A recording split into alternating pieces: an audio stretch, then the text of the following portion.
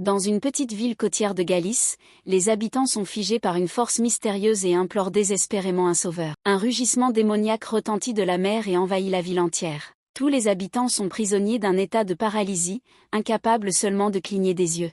Ils ne peuvent parler et ne communiquent que par leur voix intérieure. Les animaux aux alentours se déplacent librement sans problème, mais les villageois sont paralysés, plongés dans un désespoir profond. Le rugissement démoniaque a commencé à retentir la nuit même où le bateau d'un marin nommé Rubio a fait naufrage sur la côte. Depuis, tous les villageois sont paralysés. D'anciens marins racontent comment ils plongeaient autrefois avec Rubio et n'ont jamais trouvé que des corps d'épaves, jamais le monstre marin qu'ils recherchaient. Deux femmes évoquent le héros local qu'était Rubio. Il plongeait dans les profondeurs pour repêcher les corps des marins morts afin que leurs familles puissent les enterrer.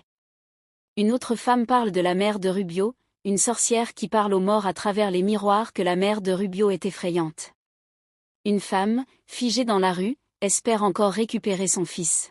Elle affirme comprendre le rugissement démoniaque, une voix qui réclame leur sang. Un vieil homme, figé dans un restaurant, déclare que Rubio avait raison au sujet du monstre marin. La lune le maîtrise, c'est pourquoi il apparaît toujours au gré des marées. Cependant, il ajoute que Rubio n'aurait pas dû le traquer. À présent, le monstre est furieux et se venge en les paralysant tous. Un homme, figé sur l'autoroute, confie qu'il savait que quelque chose comme ça arriverait depuis la fermeture du barrage construit près de la ville. La femme à côté de lui dit qu'elle aussi s'y attendait. Tous les habitants semblent bien connaître la légende du monstre marin. La mère de Rubio récite une incantation en pensée, appelant d'autres sorcières à l'aide. On entend les pensées de Rubio qui s'excuse auprès de sa mère et lui promet de vaincre le monstre et de libérer son peuple.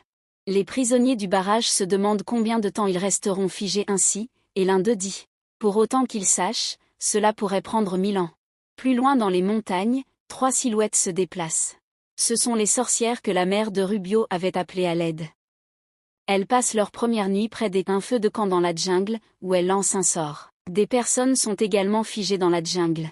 Le lendemain matin, les sorcières observent la situation. Elles commencent par examiner l'épave du bateau de Rubio, puis la végétation autour de l'eau. Un homme, figé non loin de là, déclare que l'eau est complètement empoisonnée, tous les poissons sont morts et elle a une couleur putride. Seul le monstre peut y survivre.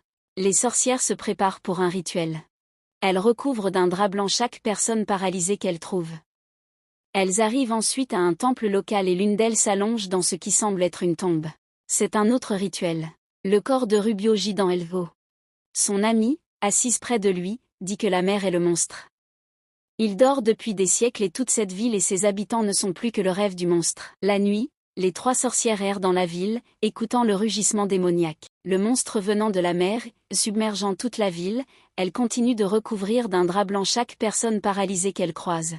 Un marin raconte comment il a jadis repêché le corps de son frère au fond de la mer, les entrailles arrachées. Il dit avant que Rubio ne parte chasser le monstre, il l'avait averti que la mer était le diable, mais Rubio n'avait pas voulu l'écouter. L'ami du marin rétorque que ce n'était pas hier, mais il y a 100 ans, et ce sera encore 1000 ans plus tard. Quoi qu'il se passe, leur perception du temps est altérée, tandis que les sorcières continuent de recouvrir de drap blanc tous les paralysés. Un vieil homme, assis dans sa chambre, explique que sa respiration s'affaiblit peu à peu. Il dit que toute la ville est désormais paralysée, respirant au rythme de la marée. Un homme figé devant un miroir confie que ce n'est pas la première fois que cela arrive. Le monstre est réveillé par la lune rouge à chaque fois, et il a déjà entendu son rugissement venimeux. Il s'est échappé une fois en se cachant dans un miroir, et il peut le refaire s'il parvient à supporter cela un instant. Peu après, 2 hommes sont figés sur les rochers au bord de la mer. L'un d'eux dit qu'il ne perçoit plus rien ni le temps distinctement, que tout s'est mélangé. Il ignore depuis combien de temps il est là, il a l'impression que c'est le même jour depuis toujours. Un autre homme, figé près des quais, dit que le monstre dévore les cadavres et que c'est pour cela qu'il a été attiré par cette ville. Les bateaux qui s'échouaient sans cesse sur les rochers, laissant des corps au fond de la mer, ont servi de repas au monstre. C'est pourquoi les corps de nombreuses personnes impliquées dans des naufrages n'ont jamais été retrouvés. Un homme dit qu'ils sont désormais prisonniers de leur propre corps et que le rugissement qui se fait entendre chaque nuit leur ôte lentement la vie. Le monstre les dévore lentement. Un homme, figé à la fenêtre de sa maison, dit que tout cela ne peut être réel, que c'est un rêve, le rêve d'une mère endormie. Un vieil homme, figé sur sa chaise de salle à manger, commente que tout cela est à la fois si paisible et si horrible. La voix de Rubio se fait à nouveau entendre. Il parle à son ami Andrés et lui dit que le monstre a soif de leur sang. Et cela ne s'arrêtera pas tant que cela n'aura pas été ce qu'il veut, ajoute-t-il. Il a besoin d'un corps pour attaquer le monstre. Il demande à Andrés de prévenir la sorcière s'il le peut. Il supplie Andrés de l'aider, mais Andrés est lui-même paralysé. Une des sorcières attache des ornements et une clochette autour du cou d'une vache et la libère, tandis que les autres continuent de recouvrir le paralysé de drap blanc. L'homme, figé devant le miroir, a réussi à bouger un peu au fil des jours. Il touche maintenant le miroir. La nuit, les sorcières se tiennent devant un feu et regardent la lune se lever. La narration révèle que le sang des personnes sous les draps a bouilli lorsqu'elle l'œil du monstre est apparu dans le ciel. Ensuite, une des sorcières arrive au rocher au bord de la mer et observe un rocher qui ressemble à une vague solidifiée. Une autre sorcière va voir la mère de Rubio. La troisième sorcière fouille dans les affaires de la mère de Rubio et trouve des images et des dessins de monstres géants qui vivent dans la mer, font naufrager les navires et dévorent les hommes. Elle trouve aussi une photo de Rubio. L'ami de Rubio, qui est près de lui, dit que le monstre est la lune. Le temps lui est insupportable. Il supplie Rubio de sortir de l'eau. Une des sorcières retire le corps de Rubio de l'eau. Cette nuit-là, le rugissement du monstre résonne plus fort que jamais et il revient près de la surface. La sorcière accomplit un rituel avec le corps de Rubio, elle verse un étrange liquide blanc dans l'eau et pointe un miroir vers son visage. Puis, elle le pointe directement vers la lune. Le récit révèle que cette nuit-là, les paralysés ont vu leur propre sang offert en pâture à la lune. Plus tard, Rubio se réveille. La lune devient rouge sang et toute la Galice se teinte de rouge.